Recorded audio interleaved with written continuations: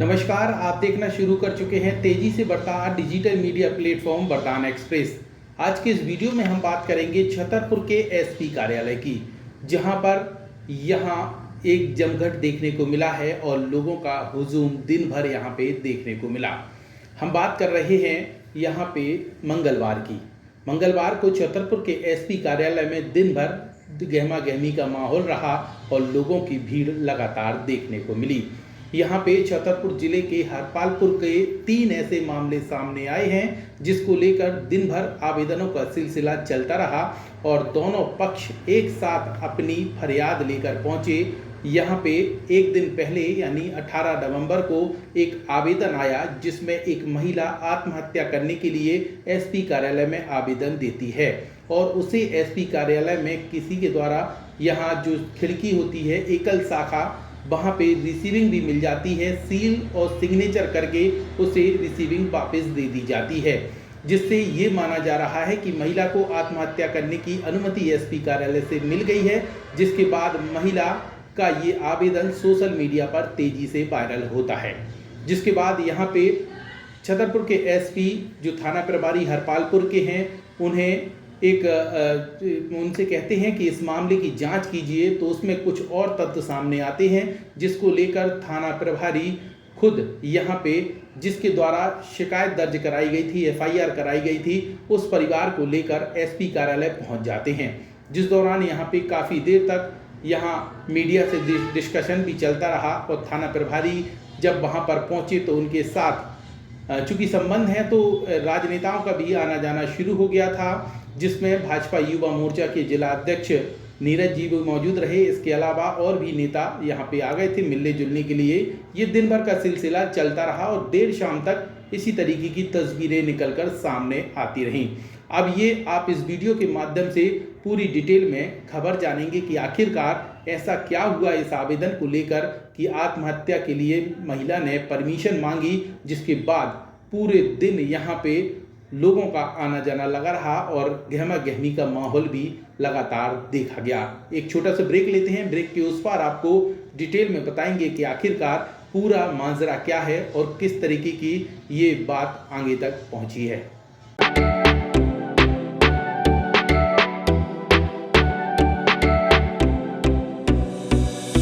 इस खबर के प्रायोजक हैं बनी ठनी ब्यूटी, जहां पर दुल्हन मेकअप, वाटरप्रूफ मेकअप, लहंगे, कॉस्मेटिक सामग्री, डिजाइनिंग ब्लाउज, बुटीक इत्यादि का काम किया जाता है। हमारा पता है सौरा तिराहे के सामने, महोबा रोड, छतरपुर।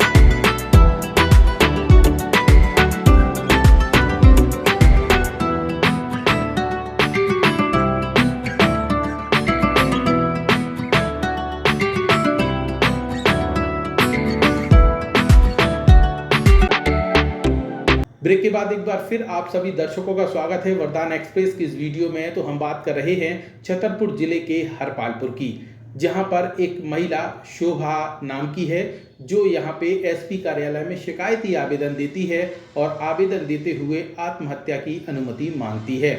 उस महिला को एसपी कार्यालय से सील सिग्नेचर करके रिसीविंग भी वापस दे दी जाती है, जिसके बाद उसका आवेदन सोशल मीडिया पर बड़ी तेजी से वायरल होता है और यहाँ पे पत्रकारों का, मीडिया कर्मियों का एसपी कार्यालय में जमावड़ा लग जाता है। अगले दिन की ये बात है और थाना प्रभारी जो हैं वो खुद हरपालपुर से चलकर यहाँ तक पहुँचते हैं। उनके साथ कुछ जो पीड़ित पक्ष है वो भी पहुँच जाता है। अब हम आपको दरअसल पूरी कहानी बताते हैं। छतरपुर जिले के हरपालपुर में रहने वाली शोभा जगड़िया वार्ड क्रमांक 13 खटीक मोहल्ले में रहती है और पीड़ित महिला ने आरोप लगाते हुए हरपालपुर थाने पर एक शिकायती आवेदन दिया था, जिसमें महिला ने उल्लेख किया था कि उसके पति राजेंद्र जगड़िया के साथ 10 नवंबर की रात मोहल्ले में रहने वाले दीपक खटीक ने शराब के नशे में मारपीट की थी। जिस मामले में पुलिस ने पीड़ित की शिकायत पर कार्रवाई करने की बजाय जो दूसरा पक्ष था उनकी शिकायत पर एफआईआर दर्ज कर दी थी, जिन्होंने मारपीट की थी। इस मामले के खिलाफ महिला शोभा जगड़िया ने सीएम हेल्पलाइन 181 में हरपालपुर थाना पुलिस के खिलाफ शिकायत दर्ज कराई थी, जिस पर थाना प्रभारी पुष्पक शर्मा सीएम हेल्पलाइन कटवाने के लिए लगातार दबाव बना रहे थे। जब महिला शोभा ने सीएम हेल्पलाइन कटवाने से इनकार किया तो पुलिस का कहना था कि तुम्हें झूठे मामले में फंसा दिया जाएगा। इस तरीके के आरोप महिला के हैं, जिस प्रताड़ना के चलते शोभा जगड़िया ने 18 नवंबर को एसपी अगम जैन के यहाँ एक शिकायती आवेदन देते हुए आत्महत्या करने की अनुमति मांगी थी। तो शोभा को एसपी कार्यालय से सील और साइन करके रिसीविंग दे दी गई थी, जिस आवेदन सोशल मीडिया पर तेजी से वायरल हुआ और उसके बाद मीडिया कर्मी एसपी कार्यालय पहुंचे और एसपी से इस मामले में प्रतिक्रिया ली गई। तो उन्होंने क्या कहा, यह सुन लीजिए। मेरे से मिला था और इस संबंध में कोई चर्चा नहीं हुई। हालांकि उन्होंने जो शिकायत थी उसके संबंध में चर्चा की थी कि सीएम हेल्पलाइन को लेकर के दबाव एवं जो अनावेदक हैं वो परेशान कर रहे हैं। तो तत्काल ही एसडीओपी को उस संबंध में जांच के लिए लिखा गया है और एसडीओपी उसकी विस्तृत जांच कर रहे हैं। सर, आवेदन के विषय में साफ लिखा है आत्महत्या करने की परमिशन।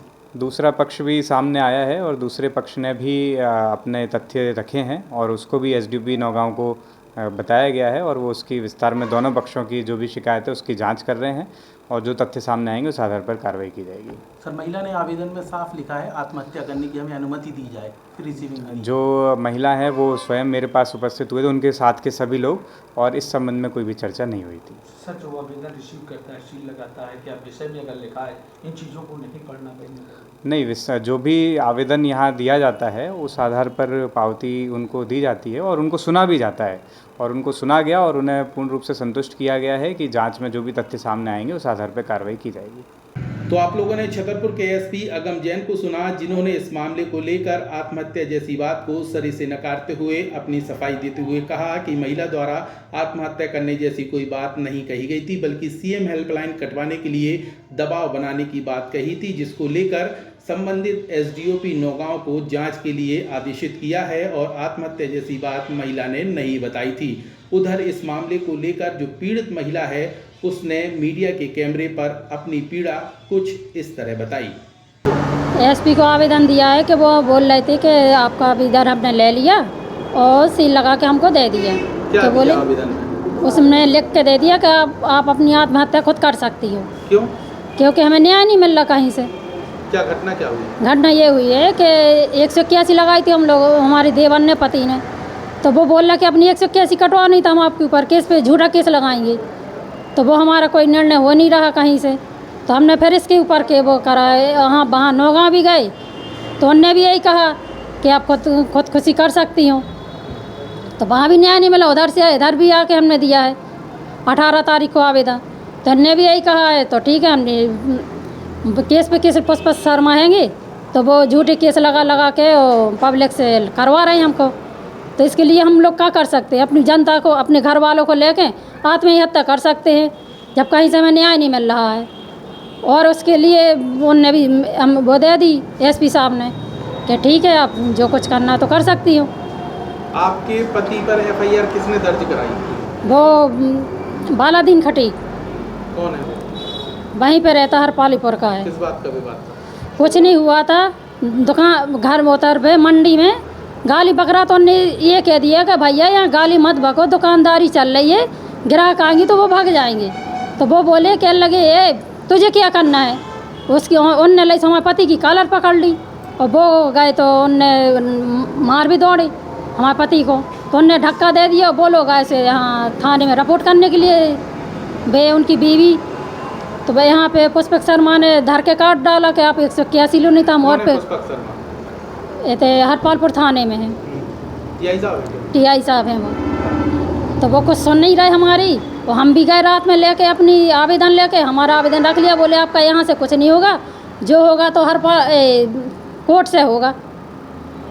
तो हमने कोर्ट से होगा तो ठीक। आपने 181 लगाई, उसके बाद क्या हुआ आपके साथ? हमने 181 लगाई, वो फ़ोन लगा परेशान कर रहे, बोले काटो नहीं था पुष्पक शर्मा टीआई साहब, बोले अपना केस वापस लो नहीं तो हम आपके पतियों के ऊपर केस पे केस लगाते जाएंगे, झूठा केस लगाएंगे। बोले हमने 4 केस लगा दिए, 3।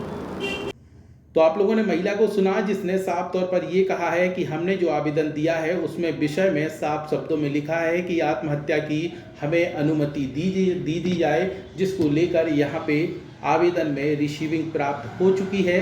अब आवेदन में रिसीविंग होने का मतलब ये है कि हम आत्महत्या करने के लिए स्वतंत्र हैं। तो अब हमारे साथ न्याय नहीं हो रहा है, सीएम हेल्पलाइन कटवाने के लिए लगातार प्रेशर किया जा रहा है, जिसको लेकर आज हमने दोबारा एसपी कार्यालय पहुंचकर अपनी पीड़ा सुनाई है। उधर इस पूरे मामले को लेकर हरपालपुर थाना प्रभारी पुष्पक शर्मा के साथ जो दूसरा पक्ष पहुंचा था, उसने मीडिया के कैमरे पर क्या कहा, यह भी जरा सुन लीजिए। क्या टीआई का आपके पास फोन आया था? हाँ आया था साहब। उन्होंने क्या कहा था फोन पे? बोले आ जाओ साहब, वो वहाँ चलना है वाला दिन। ठीक है साहब, हम चलते हैं। अच्छा, आपका मन नहीं था? टीआई ने बुलाया तभी आए? नहीं, हमारा मन था ना, हमारा मन पहले था साहब, हमारा मन पहले था कि मुझे पहले आना। अच्छा अच्छा, टीआई ने अभी आपको कहा है आने के लिए? नहीं, अभी आज कहा है, पहले कहा था, वो अभी कहा है, अभी आए हैं हम इसीलिए साहब के पास आए। आपने इस एफआईआर दर्ज कराने के लिए क्या सोर्सेस लगाए थे? मैंने कुछ नहीं लगाया था साहब। फिर आपका टीआई इतने पक्ष क्यों रख रहे हैं? अगर आप पक्ष रखना है तो गिरफ्तारी क्यों नहीं कर रहे हैं? गिरफ्तारी साहब बुका नहीं कर रहे हैं, वो कहते वहाँ चलना है, गिरफ्तारी करेंगे वो अब साहब। आपका थानेदार जो है टीआई है वो पक्ष ले रहे हैं, आपको यहाँ तक लाए हैं, एसपी ऑफिस में लाए हैं, लेकिन वो गिरफ्तारी क्यों नहीं कर रहे हैं? गिरफ्तार साहब जाने। तो आप लोगों ने ये दोनों पक्ष सुने कि दोनों ने अपनी बात कुछ इस तरह कही है। और इस पूरे मामले को लेकर छतरपुर के एसपी कार्यालय में 19 नवंबर यानी दिन मंगलवार को दिन भर गहमा गहमी का माहौल रहा, चहल पहल का माहौल देखा गया। और उधर इस मामले को लेकर पुष्पक शर्मा खुद हरपालपुर से छतरपुर आए थे, जहां पर उन्होंने पत्रकारों से भी मुलाकात की है। और इसके साथ ही वो उस आवेदन को लेकर देर शाम तक एसपी कार्यालय में देखे गए। वरदान एक्सप्रेस के इस वीडियो में इतना ही।